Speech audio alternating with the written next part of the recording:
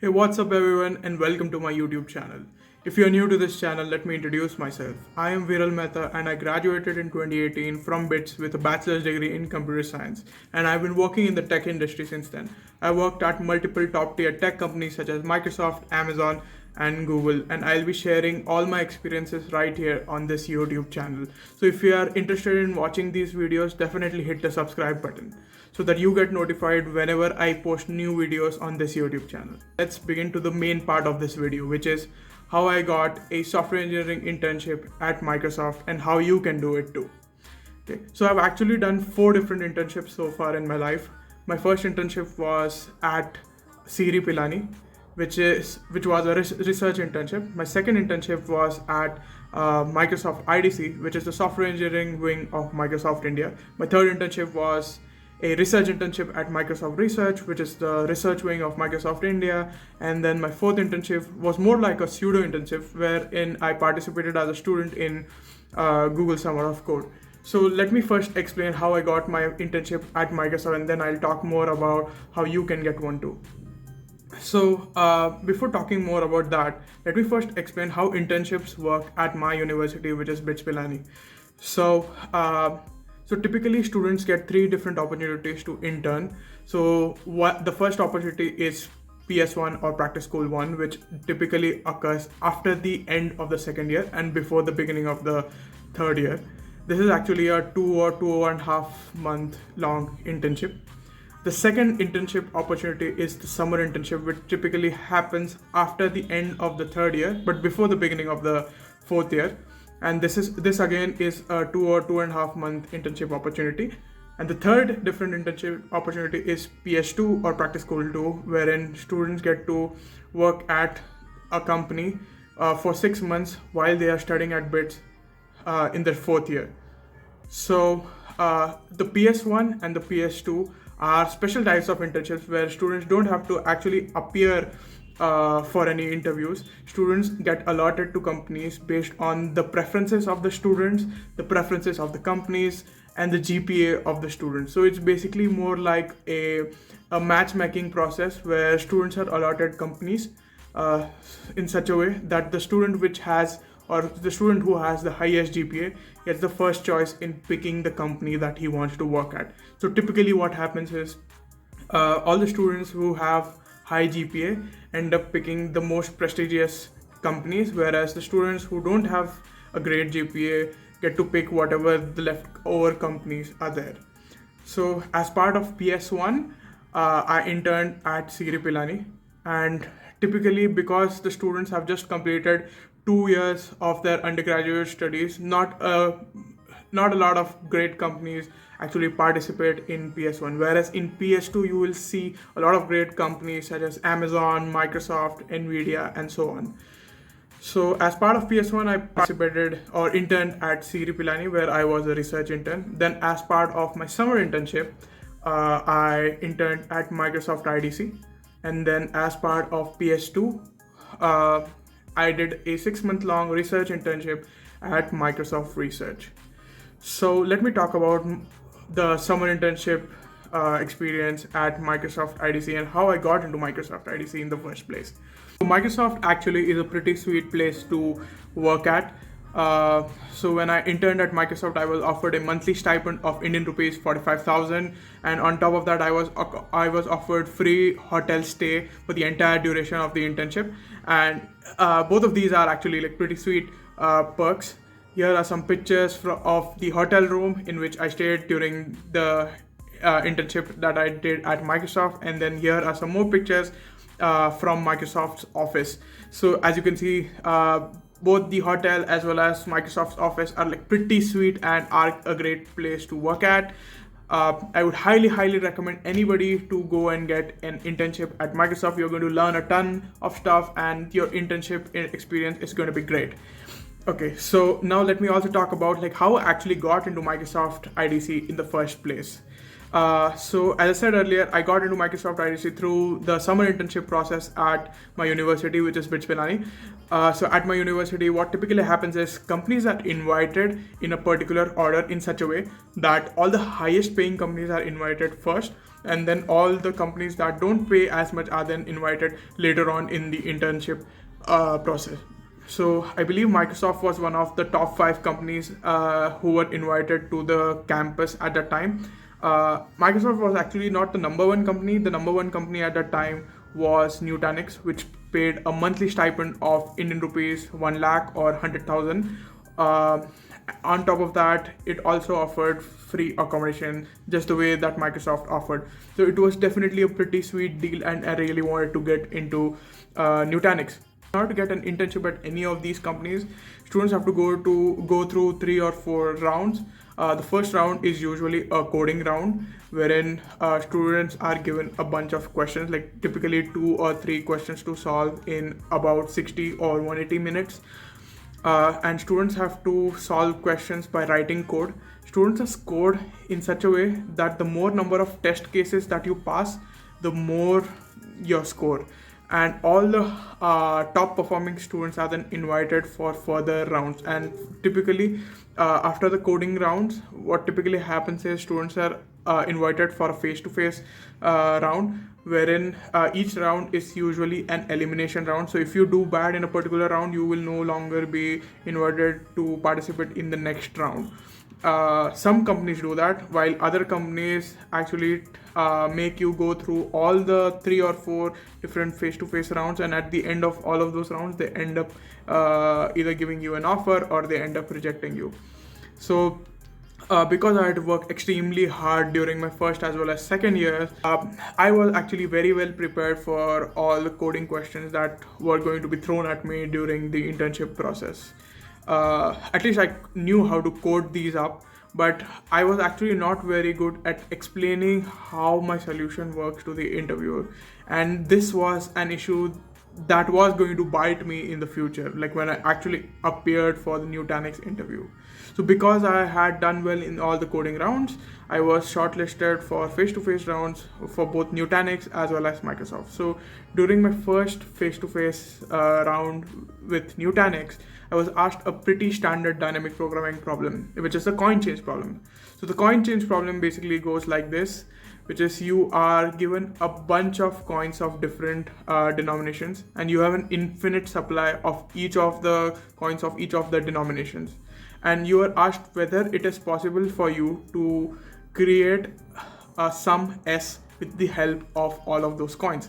So for example, you can be given coins of denominations 5 and 10, and you are asked whether you can form a sum equal to $39. Clearly, because using just coins of denominations $5 and $10, you will never be able to form a sum of $39. So here you have to return false. So this was the question, and I actually was able to give him the correct solution, but I still ended up getting rejected. This was actually a big shock for me because I had worked so hard, and then this came as a surprise that in the first interview itself I got rejected, which was pretty shocking for me. So the reason I believe I got rejected was that instead of saying that my final answer is going to be dp of n comma m, I ended up saying that the final answer was dp of 0 comma 0. So what I did is I tried to populate the dp from back, which is I said that let dp of n comma m be the base case, and then the dp of 0 comma 0 will be my final answer. And this was something that the interviewer was probably not very familiar with, and he could not understand, because of which I believe I got rejected, which is pretty sad for me. But yeah, such is life. Over there I got to learn a very nice lesson that helped me in my future interviews from that point onwards. And that lesson was, I not only have to be able to write code which a computer can understand, I need to be able to write code which humans can understand, and also in a way that humans are familiar with. So I was using my own ways of solving problems, maybe coming up with a very complex mathematical equation to solve certain problems, wherein you can use some simple computation to solve a problem. So such things are sometimes what happens is interviewers are not familiar with such mathematical concepts, and then they might end up rejecting you. So definitely try to make sure that you use approaches that your interviewer might be familiar with.